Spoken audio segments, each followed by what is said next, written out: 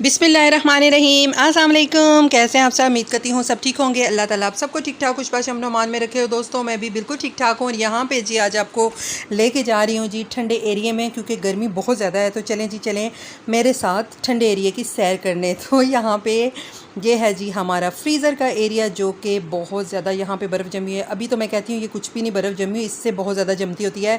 आप दोस्तों बताएं कि आपके फ्रीज़र का हिस्सा भी इसी तरह ही होता है? मुझे तकरीबन महीना डेढ़ हो गया, यानी कि छोटी ईद के बाद से मैंने फ्रिज की सफाई नहीं की है।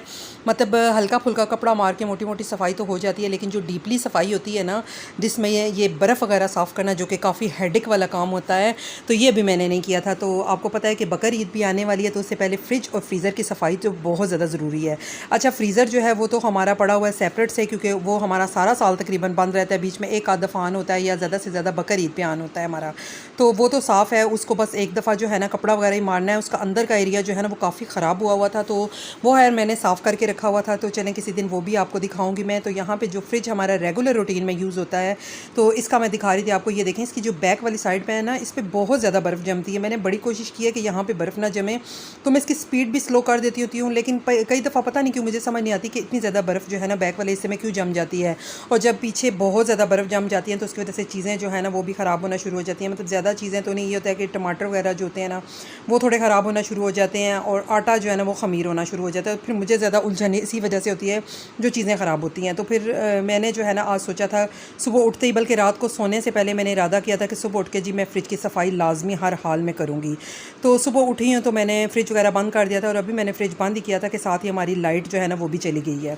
तो लाइट जो है वो आज काफ़ी टाइम के लिए गई थी, यानी कि सुबह 8 बजे से लेकर नहीं 7 बजे गई थी हमारी, और तकरीबन जो है सारा दिन ही गई रही है। नहीं आ गई थी तकरीबन 1:15 बजे हमारी लाइट आ गई थी, तो मुझे 4-5 घंटे बीच में मिल गए थे। तो वैसे तो ये था कि मैंने इसको पानी डाल के साफ़ करना था, लेकिन यहाँ पे ये जो बर्फ़ है ना, आप ये देखें खुद ही मेल्ट हो गई है, क्योंकि तकरीबन 4-5 घंटे हो गए हैं और अभी लाइट नहीं आई है। तकरीबन हो गया है 1 बजे का टाइम, तो यहाँ पे जी फिर बर्फ़ जो है वो खुद ही मेल्ट हो गई है। तो मेरे लिए आसानी हो गई थी कि मुझे ज़्यादा लंबी चौड़ी मुशक्क़त नहीं थी करनी पड़ी, तो बर्फ़ खुद से ही मेल्ट हो गई थी। वरना मैंने फिर नमक वगैरह डाल के करना था या फिर पानी के साथ करना था। तो ये देखें जी, यहाँ पे जब मैं निकालने लगी तो मेरी छोटी बेटी कहती है मामा एक साइड पे हो जाइए, मैं निकालूंगी, क्योंकि ये बड़ा इंटरेस्टिंग सा काम होता है। और इस तरह की जो चीज़ें हैं ना बच्चों को बड़ी मज़े की लगती है। मुझे ये देख के अपना बचपन याद आ गया था कि जब हमारी अम्मी जो है ना फ्रिज साफ़ करती थी ना, तो हम भी ऐसे जब बर्फ़ के बड़े बड़े तोदे होते थे ना, तो वो निकलते होते थे, तो हम भी बड़े शौक़ से उसको ना ऐसे उठा के ना फेंकते होते थे और उसके ऊपर खड़े हो जाते थे। और यहाँ पे जी ये देखे, मेरी बेटी ने भी उठा के फटाफट से फेंक दिया। हालांकि मैं उसको कह रही थी कि इसको पौधों में डाल देते हैं, तो बर्फ़ इस तरह वेस्ट नहीं होगी। और मनी प्लांट जो है ना, आपको पता होगा, जो पौधा मनी प्लांट है उसके लिए बर्फ़ बहुत ज़्यादा अच्छी होती है। इनका ठंडा पानी जो होता है उसके लिए बहुत ज़्यादा अच्छा होता है। तो मुझे तो ये याद है कि जब हम लोग छोटे होते थे ना, तो अम्मी जो है, हमारे घर में बहुत सारे मनी प्लांट होते थे, तो अम्मी फ्रिज में से बर्फ़ निकाल के ना तो हमें कहती थी कि ये मनी प्लांट में रखती जाओ। तो सारा वो जो बर्फ़ उसी मनी प्लांट के अंदर ही पिघलती होती थी, और हम सारे बहन भाई जो थे ना आँख बचा के मनी प्लांट में से बर्फ़ निकाल के तो फिर उसके साथ शुगल मेला करते थे, बर्फ़ के ऊपर खड़े हो जाते थे, या फिर बर्फ़ एक दूसरे को फेंकते होते थे गोले शोले बना के। तो यहाँ पे ये देखे मुझे अपना वो सीन याद आ गया, तो मैं अपनी बेटी को भी यही बता रही थी, तो उसने उठा के एकदम से नीचे फेंकी और अभी उसके साथ शुगल मेला कर रही है। और यहाँ पे देखें जी हमारा फ्रिज हो गया है अच्छे तरीके से साफ़। मैंने इसको साफ़ कर लिया था पानी के साथ और वॉशिंग पाउडर के साथ। मैंने दोनों मिला के जो है ना, मैं विम का जो पाउडर है ना वो लेती होती हूँ सफ़ाई के लिए। जो दूसरा एरियल वगैरह ये चीज़ें जो होती हैं, इनसे मैं फ्रिज की सफ़ाई नहीं करती हूँ। जो मैक्स का लिक्विड पाउडर होता है ना, मतलब लिक्विड नहीं, जो मैक्स का पाउडर होता है ना, वो मैं पानी में थोड़ा सा घोल के और फिर स्पंज लेके उसके साथ अच्छे तरीके से साफ़ करती हूँ। और सबसे पहले सफाई करने से पहले जो बेकिंग पाउडर होता है वो मैं इसके कोनों में थोड़ा छिड़क देती हूँ। उससे ये होता है कि फ्रिज में जो स्मेल वगैरह होती है सब्जियों की और फ्रूट वगैरह की या किसी और चीज़ की जो स्मेल वगैरह होती है ना, वो ख़त्म हो जाती है। तो यहाँ पर फिर मैं आपको दिखा रही थी कि हमारा फ्रिज अच्छे तरीके से साफ़ हो गया, और ये फ़ौरन ही नहीं साफ़ हो गया, मेरा तकरीबन सारा दिन इसमें लगा। लाइट वगैरह आ गई थी, तो अभी लाइट आने के 2-3 घंटे बाद की बात है, क्योंकि मैंने इसके पार्ट्स वगैरह निकाल के सारे इसको धो के और इनको खुश्क करने के लिए रखा था। और फ्रिज भी अब अच्छे तरीके से खुश्क हो गया है। क्योंकि आप भी कोशिश किया करें कि जब आप फ्रिज साफ़ करें तो फ्रिज साफ़ करने के बाद उसको अच्छे तरीके से खुश्क करें, 2-3 दफ़ा उसको कपड़े से खुश्क करें। उसके बाद कोशिश करें कि यहाँ पर पंखा भी लगा दें। हमारा तो वैसे इस जगह पर ऊपर छत वाला पंखा लगा हुआ है, तो आप भी पंखा वगैरह लगा दें ताकि बिल्कुल खुश्क हो जाए। क्योंकि फिर अगर ज़रा भी इसमें पानी वगैरह अंदर रह जाएगा तो करंट वगैरह का ख़तरा होता है। तो क्योंकि ज़ाहिर बात है सारा फ्रिज इंसान धोता है, साइड से दरवाजे वगैरह बाहर से सारा कुछ नीट एंड क्लीन करना होता है। तो फिर कोशिश करें कि जो है ना साफ़ करने के और खुश करने के तकरीबन घंटे डेढ़ बाद फ्रिज लगाएं। तो यहाँ पे जी मुझे ये फ्रिज जो है ना मैंने साफ़ करके और खुश करके उसके दरवाजे जो थे ना वो मैंने खोल के रख दिए थे, और इनके जो सारे बॉक्सेस वगैरह हैं वो सारे जो इसके पार्ट्स वगैरह हैं उनको मैंने बिल्कुल ड्राई कर लिया था। और यहाँ पे तकरीबन हो गए थे घंटा डेढ़ हो गया था। तो उसके बाद फिर मैंने जो है ना सारी चीज़ें इसके अंदर शिफ्ट कर दी थी। और आटा और जो था ना आटा भी फिर मैंने थोड़ा लेट गूंदा था, क्योंकि मैंने कहा कि अगर फ्रिज बंद है तो फिर आटा जो है मैं थोड़ा लेट गूंदती। और कोई दूसरी शुक्र ऐसी कोई चीज़ नहीं थी, दही भी नहीं था, और दूध जो था वो भी हमारा लेट आया था और अभी आया, अभी ठंडा हुआ था। तो फिर मैंने जो है ना ये चीज़ें ज़्यादा इन्हीं चीज़ों का ही होता है कि ये चीज़ें ख़राब ना हो जाए।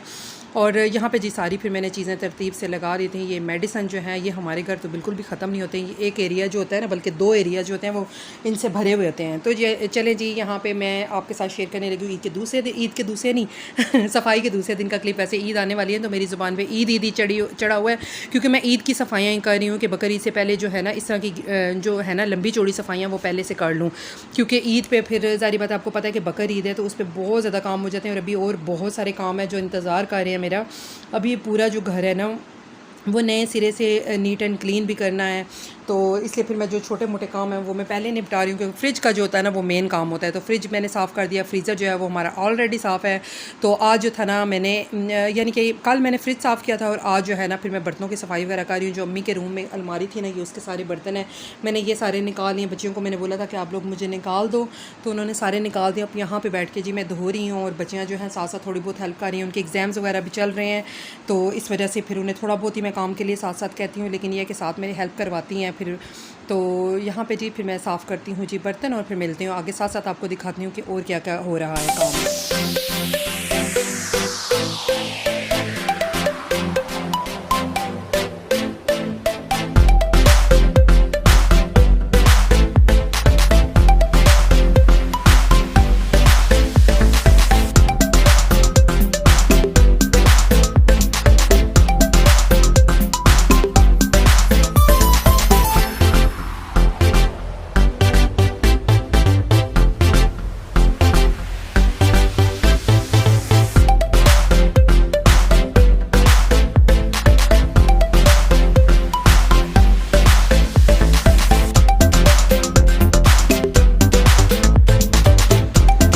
जी बर्तन भी मैंने सहन में रख लिए थे किचन के बाहर ही, क्योंकि किचन में फिर सिंक पे खड़े होकर इतनी देर बर्तन नहीं धोने होते, मेरी कमर में दर्द शुरू हो जाता है। तो इस वजह से फिर ज़्यादा बर्तन हो तो फिर मैं यहाँ पे रख लेती होती हूँ। और यहाँ पे जी फिर मैंने पानी वगैरह साथ रख लिया था और सरफ़ वगैरह भी, और एक साइड पर मैंने चारपाई भी बिछा ली थी और इसके ऊपर जो है ना चादर बिछा दी थी, ताकि बर्तन जो है मैं साफ़ करके ना इधर ही उसके ऊपर रखती जाऊँ तो आराम से इधर खुश्क हो जाएंगे। तो यहाँ पर धूप भी हल्की हल्की लगती है तो इस वजह से बर्तन जो थे ना वो मेरे जल्दी खुश्क हो गए थे। और यहाँ पर जी फिर मैंने जो प्लेटें हैं ना वो सारी उसको साफ़ करके तो फिर मैंने साफ़ पानी के अंदर डाल दिया था ताकि अच्छे तरीके से जो है ना वो साफ़ हो जाएं। और यहाँ पे जी फिर मैं रखती जा रही थी। तो दोस्तों आप भी बताएं, आपने भी ईद की तैयारी वगैरह शुरू कर दी है या अभी नहीं की है? तो वैसे भी बकर ईद पे इस तरह के काफ़ी ज़्यादा काम होते हैं और किचन में जो होता है ना औरत का ज़्यादातर काम जो होता है ना वो किचन में गुजरता है। तो कोशिश करनी चाहिए कि ये जो मेन काम होते हैं ना ये पहले से निपटा लें, तकरीबन महीना डेढ़ पहले इस तरह के काम निपटा लें ताकि हमारे लिए आसानी हो जाए। और आजकल आपको पता है कि आंधियाँ भी इतनी ज़्यादा आती हैं कि इतनी ज़्यादा इन बर्तनों के ऊपर मिट्टी पड़ी हुई थी कि मुझे समझ बिल्कुल भी नहीं आई कि इतनी अलमारियों के अंदर मिट्टी कैसे चली गई है। तो यहाँ पे जी फिर बर्तन हमारे धुल गए थे, तो साथ ही जो है फिर दिन के खाने का भी टाइम हो गया था। और आज मैंने खाने में बनाया था जी कड़ी पकोड़े, क्योंकि बच्चों की ये फरमाइश थी और अब्बू भी कह रहे थे कि काफ़ी दिन हो गया हमने कड़ी पकोड़े नहीं खाए हैं। तो फिर यहाँ पे जी मैंने कड़ी पकोड़े भी रख दिए थे। हालांकि ये भी काफ़ी लंबा काम होता है, लेकिन पता नहीं क्यों मुझे इतना ज़्यादा मुश्किल काम नहीं लगता, कड़ी पकोड़े बनाने का आसान ही लगता है काम। तो यहाँ पे जी फिर मैंने एक साइड पे कड़ी भी रख दी थी और पकोड़े भी रख दिए थे। तो इसकी रेसिपी जो है मैं आपके साथ शेयर नहीं करने लगी, क्योंकि इसकी रेसिपी तो सबको आती होगी। और वैसे भी अगर आपने मेरी रेसिपी देखनी है तो मैंने पहले कड़ी वगैरह बनाई हुई है, इसकी रेसिपी आपके साथ शेयर की हुई है, तो आप लोग उसमें से देख लीजिएगा। और यहाँ पे जी देखेंगे पकोड़े हमारे फूले फूले से बन गए हैं। अच्छा, मैं पकोड़ों में ना आलू नहीं डालती हूँ, जो कड़ी पकोड़े बनाती हूँ ना उसके लिए जो पकोड़े होते हैं ना उसमें आलू नहीं डालती हूँ, सिर्फ प्याज वगैरह डालती हूँ और मसाले बस डालती हूँ मोटे मोटे। तो उससे ये है कि थोड़ा सा बेकिंग पाउडर डालती हूँ, उससे ये होता है कि थोड़े फूल जाते हैं। ना भी डालें तो वैसे भी जब हम कड़ी के अंदर डालते हैं तो पकोड़े खुद ब खुद ही फूल जाते हैं। तो यहाँ पे जी हमारे कड़ी पकोड़े रेडी हो गए और बहुत मज़े की बनी थी कड़ी। और यहाँ पे जो दही था ना वो मेरे पास पड़ा हुआ था। और मैं दही जो है ना बहुत ज़्यादा खट्टा इस्तेमाल नहीं करती हूँ, क्योंकि जो खट्टी वाली कड़ी होती है ना वो मुझे इतनी ज़्यादा पसंद नहीं होती। और हमारे घर में जो बहुत खट्टी कड़ी होती है ना वो कोई भी नहीं खाता। तो ये दही एक दिन पहले का था, मैंने घर में ही जमाया हुआ था।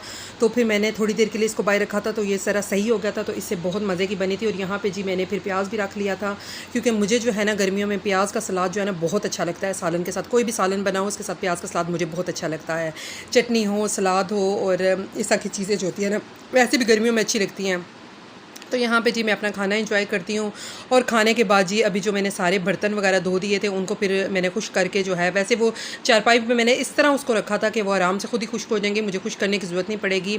तो फिर उसके बाद खाने के बाद जी फिर मैं बर्तनों को लगा दूँगी। तो फिर आपको मैं दिखाऊँगी फ़ाइनल के मैंने कैसे लगाए हैं। और अलमारी में से मैंने शीट्स वगैरह भी निकाल के तो सारी वॉश कर दी थी। और अलमारी के शीशे जो थे उनको भी अच्छे तरीके से साफ़ कर दिए थे। अच्छा, शीट्स धोने का काम और अलमारी के शीशे साफ़ करने का काम मैंने बच्चियों को बोला था कि साथ साथ वो भी हेल्प कर दे, क्योंकि ये बर्तन धो के मेरी तो कमर दर्द करना शुरू हो गई थी। यहाँ पे आपको 2 शेल्फ में बर्तन नज़र आएंगे, लेकिन इसकी जो तीसरी वाली नीचे है ना वो कवर है, उसमें भी काफ़ी ज़्यादा बर्तन थे। ये दो डिनर सेट थे और काफ़ी बड़े थे, तो फिर इनको धोने में अच्छा खासा टाइम लगा। और दूसरा ये था मैं साथ खाना वगैरह भी बना रही थी और दूसरे काम भी 1-2 काम और भी निपटा रही थी।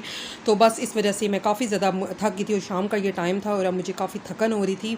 तो मैं फटाफट से बस अपना काम निपटा के तो अब जाने लगी थी अंदर रेस्ट करने के लिए। और ये था जी मेरा आज का व्लॉग। उम्मीद करती हूँ कि आपको पसंद आएगा। पसंद आए तो लाइक और शेयर ज़रूर कीजिएगा। और जिससे मेरे चैनल को सब्सक्राइब नहीं किया है प्लीज़ मेरे चैनल को सब्सक्राइब करें, लाइक करें, शेयर करें। ज़िंदगी रही तो फिर मिलेंगे। अपना बहुत सारा ख्याल रखिएगा।